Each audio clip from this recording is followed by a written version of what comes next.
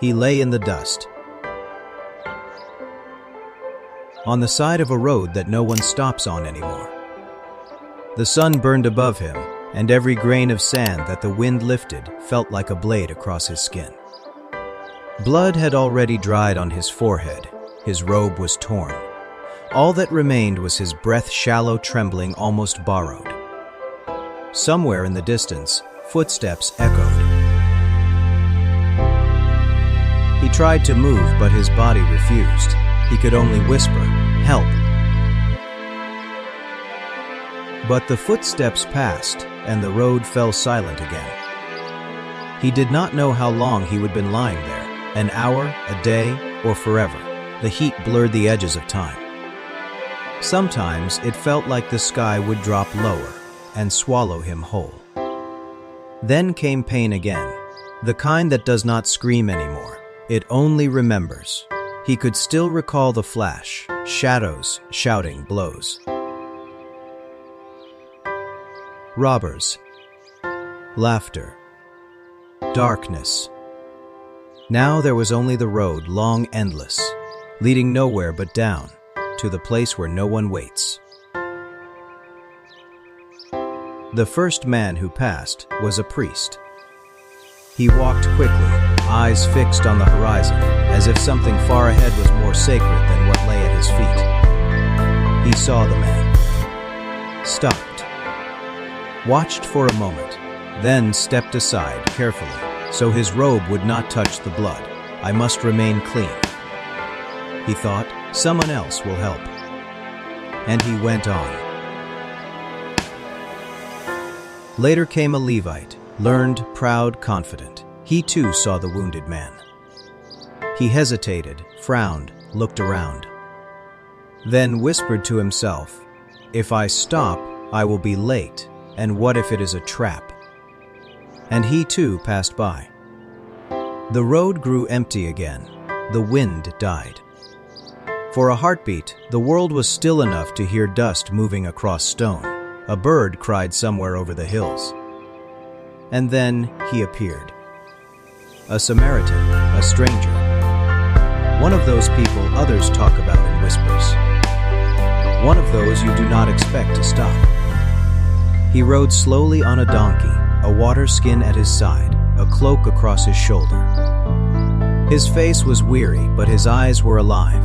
He saw the man and stopped, not because he had to, because he could not walk away.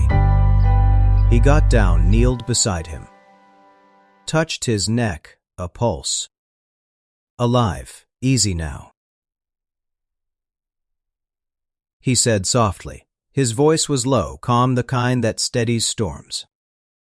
He poured wine on the wounds, washed away the dust, then opened a small flask of oil and rubbed it gently into the skin. He tore a strip from his own cloak and wrapped the bleeding arm. The blood slowed. The breathing steadied. The man's eyes opened, blurry, unsure. And for the first time, someone looked at him not with pity but with humanity. "Why?" "Are you helping me?" he whispered. The Samaritan did not answer. He simply lifted him, heavy, trembling, and placed him on his own donkey. The road, once lifeless, seemed to awaken. The wind softened. The light warmed, as if the world itself exhaled in relief. At last, someone stopped. He led the donkey slowly. Each step echoed through the valley, and the dust rose like breath from the earth. The sun was sinking behind the hills, spilling gold and amber across the road. The man on the donkey no longer cried out. He just breathed, shallow, uncertain, his head resting against the beast's neck. They moved in silence. And that silence felt almost sacred, as if even the wind was holding its breath. After a while, the wounded man spoke. His voice was dry, broken like cracked clay. "Why are you doing this?"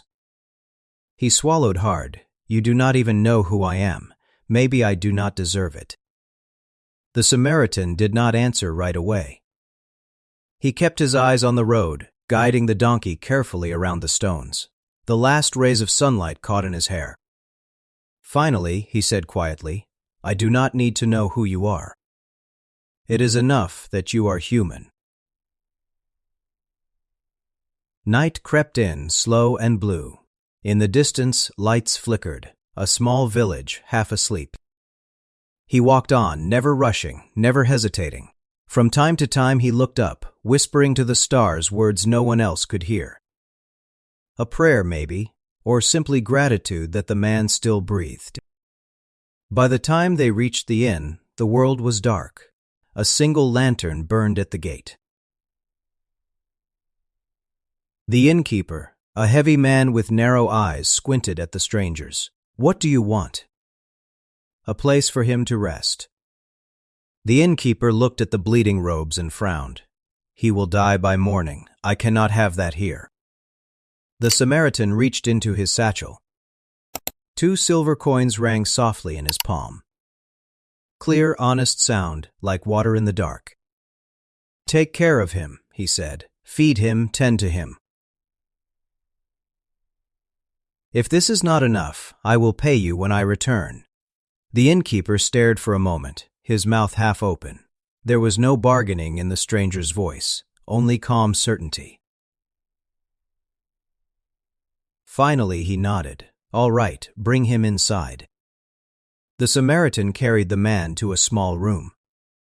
He laid him down on straw, fetched water, and pressed a cup to his lips. The man drank, spilling some onto his chest. The Samaritan wiped it away with a corner of his cloak. For a long time neither spoke. Only the sound of breathing and the faint crackle of a lamp filled the room. Then the wounded man whispered, "You never asked my name." The Samaritan smiled faintly. "Would it change what I did?" He rose and stretched his tired back. "Rest now. Will you leave?" "Number, I will be nearby." He sat down by the door, leaning against the wall, and closed his eyes. The oil lamp flickered, painting gold on the ceiling. Outside, a donkey shifted its weight.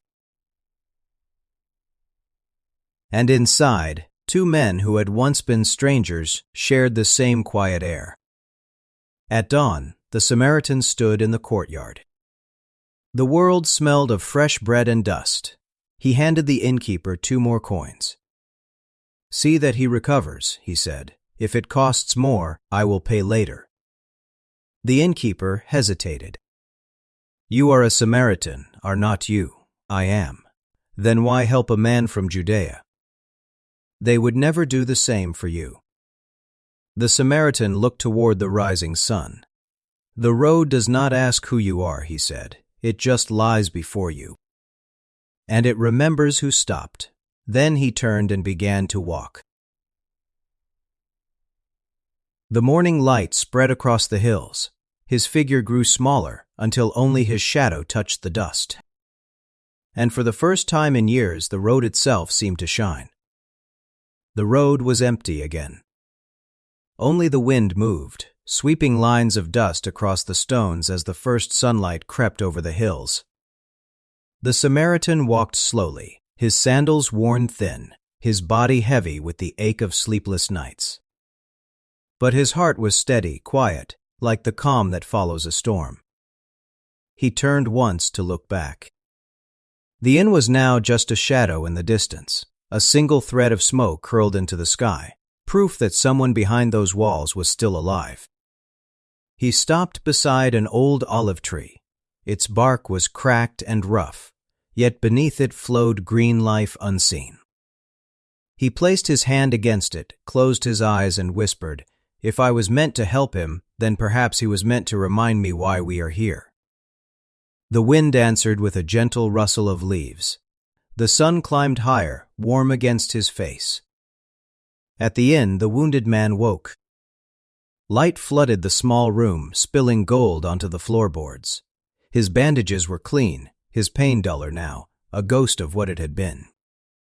He looked around, a loaf of bread, a flask of water, folded cloth, and there on the bench near the door, a small wooden charm, carved in the shape of an open hand. He picked it up and felt the grain of the wood beneath his fingers. Something broke inside him, not pain but release. Tears came, quiet, honest. He did not even know the man's name. But he knew what had been given to him, not just life, but dignity. Years passed. He healed. He went back to his city, busier, colder than before. People called him lucky, said he would been spared. He never argued. He simply lived differently. Whenever he saw someone broken, he stopped. Sometimes he offered a coin, sometimes a touch. Sometimes he just sat beside them, saying nothing, because now he understood the greatest mercy is presence. One day, when he was old, someone asked him, "You were the man the Samaritan saved, were not you?" He smiled. "Yes. Tell me, why are you still so grateful?" He only helped once. He looked at the horizon, at the same kind of road where it all began. "Because he did not just help me," he said softly. "He reminded me what it means to be human." And when they asked if he remembered the Samaritan's face, he shook his head. "Number it was in shadow. But I remember the light behind him." The sun rose as he walked toward me, and that light, it felt like forgiveness. The road still lies there, between Jerusalem and Jericho. People still travel it, rushing, talking, forgetting. And every so often one of them stops, kneels, lifts another from the dust.